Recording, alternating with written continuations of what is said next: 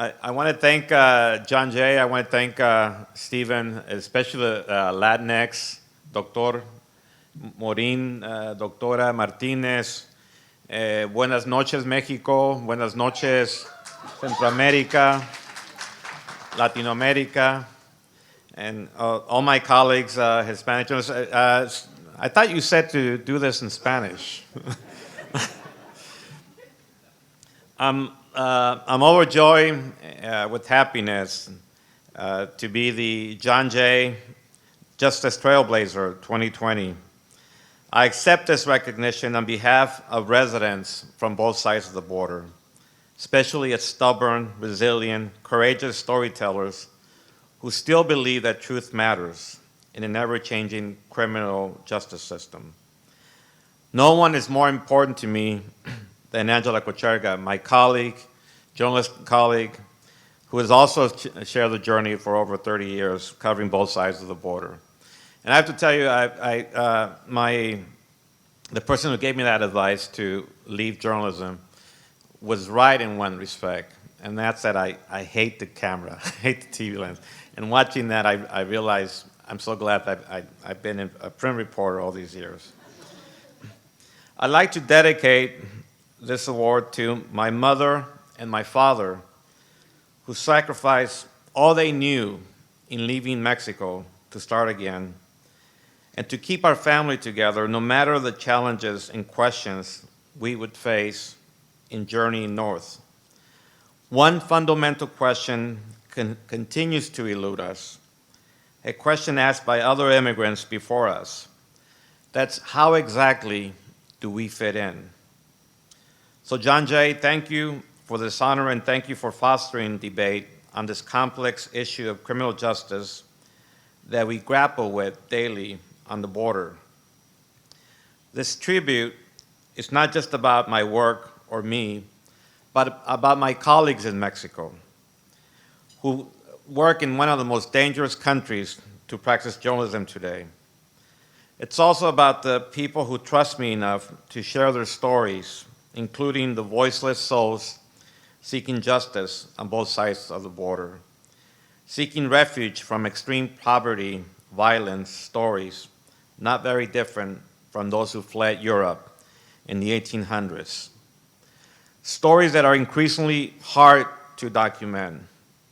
In my years as a Mexico border correspondent for the Dallas Morning News, my job has been mostly evolved around two issues, both long-standing U.S. vices: America's insatiable demand for drugs and for undocumented workers who serve as cheap labor. Mexicans are the enablers for America's charade. But today, it's no different, yet the charade's deadly consequences are increasingly felt on the U.S. side. I am the son of Mexico and of the United States. I'm constantly caught between the promise of a country and its despair. And I don't feel complete unless I have a foot in each side of the country.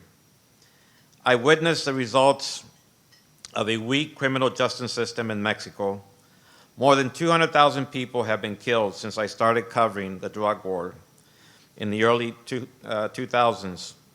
More than 60,000 people have disappeared. The impunity rate is about 98%. That means that 98% of the time, those murders are unresolved and crimes go unpunished. In recent years, the U.S. has worked long and hard to shore up Mexico's criminal system by training prosecutors, investigators to gather evidence, applauding state efforts to begin oral trials. Many in Latin America, including journalists, have looked north for guidance on how to uphold the rule of law. Now I get questions in Mexico about what is happening to the U.S. rule of law. And they ask me, would I put my life on the line again, as I have done several times in the past, to cover organized crime? These days, I'm not always so sure how to answer that question anymore, because I don't know that my blue passport is enough to keep me safe in Mexico. So what do we do on this side of the border? I, for one, continue to be inspired by my colleagues in Mexico who continue to push back with truth, with facts, who dig deeper even in the face of death. Because no matter what side of the border you're on, truth matters. Truth is our best weapon. Truth is our best defense. I like to push back on some myths with some fundamental truths about the place I now call home, the border. A place caught in a perfect storm, underscored by a humanitarian crisis and rising hatred. The border is not just a geographical place, it's a mindset. The border is not a no man's land, weaponized by this administration through the criminal justice system, turning misdemeanors into criminal acts. Border residents are much more than piñatas, much more than political props manipulated to generate fear and division. The border has become ground zero for just about every imaginable pilot program aimed at keeping migrants away from U.S. soil, keeping them shrouded in secrecy, stuck in a black hole. As a result, border residents have become scapegoats for hate groups. I want to be clear, no one cares more about living in safety than the people who actually live on the border. The border is a vibrant, booming region. Every day, millions cross the border legally. This means that the two sides have never been so intertwined and, for better or worse, so dependent on one another. That dependency carries unintended consequences. These days, the governments of President Trump and Andrés Manuel López Obrador coordinate policies explicitly designed to deter asylum seekers from reaching the United States, to keep them out of sight and out of mind in Mexico. Never in my wildest dreams as a reporter did I ever imagine Mexico building a wall for the Trump administration. But guess what? Mexico is building the wall, not with pesos or with dollars, but with deeds. A human wall in military uniforms. Under U.S. pressure, Mexico's president deployed some 20,000 National Guardsmen not to protect Mexicans from organized crime, but to stop Central Americans and their children and other migrants from reaching the United States. The U.S. is basically outsourcing its asylum process with policies including zero tolerance and remain in Mexico, enacted quietly and out of public view. This means that the full stories of migrants are too often untold, and that is by design.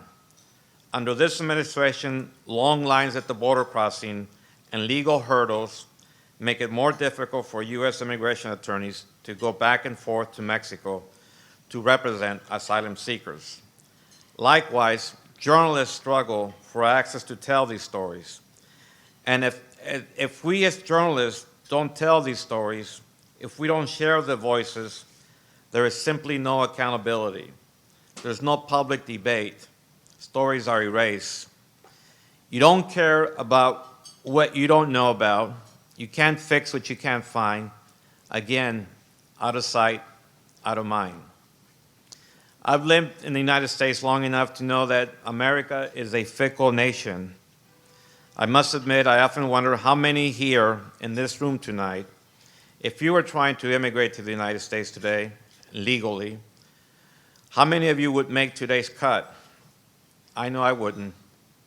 There was a time when migrants, particularly Mexicans, were not only welcomed by the United States, but urged to come north in large numbers.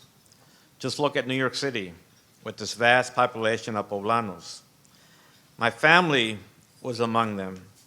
We were part of the greatest wave of Mexican migration north, those who came with and without documents, lured by job demand. I arrived in this country at the age of 6, the oldest of 9, son of farm workers, the son of a bracero.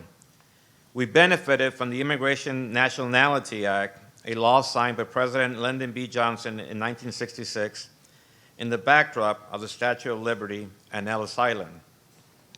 Without President Johnson's signature, millions wouldn't be here. I wouldn't be standing here tonight. See, my reporting isn't just a beat. It's not just another story for me. It is our story. Does that make me an advocate? Yes, I'm an advocate for justice, and I believe truth is nonpartisan, that by shining a light on problems, maybe stories can contribute to solutions, or that my stories could form a bridge of understanding between my two countries.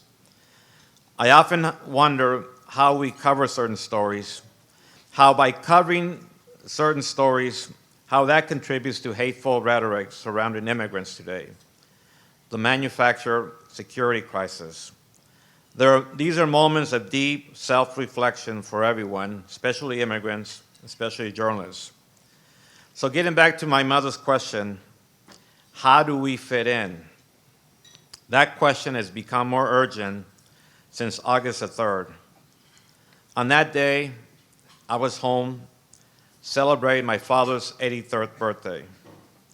At the same time, at our old Walmart, an angry, unemployed college dropout from North Texas had just driven 700 miles to invade our home city and kill as many Mexicans as possible.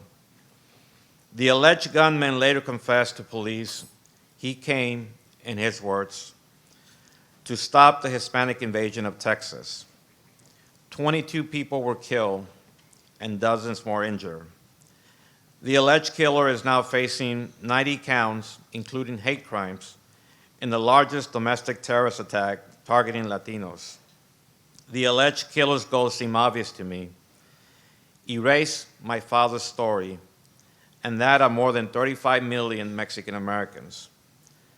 The shooter obviously doesn't know history or geography.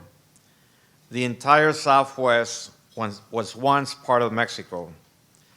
Who's invading whom, I thought, as I began my reporting.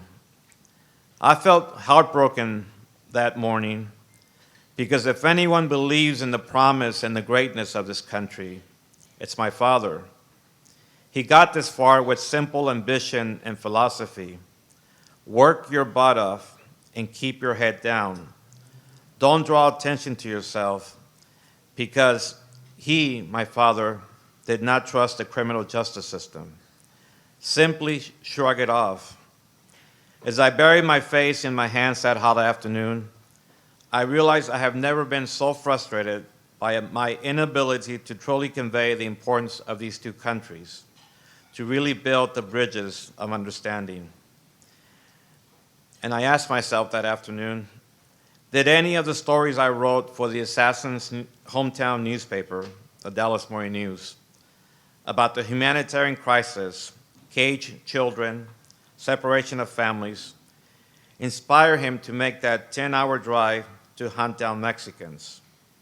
I also felt a sense of resentment, not just at the shooter, but at my own father, for forgiving America so easily, for keeping his head down all these years, for living in a world of si Dios quiere, if it's God's will, ojalá, hopefully, for acting, even after decades of living here, that we are still merely guests, grateful guests, of the country that first brought him with a temporary visa, because America couldn't find anyone else to do her dirty, low-paying jobs.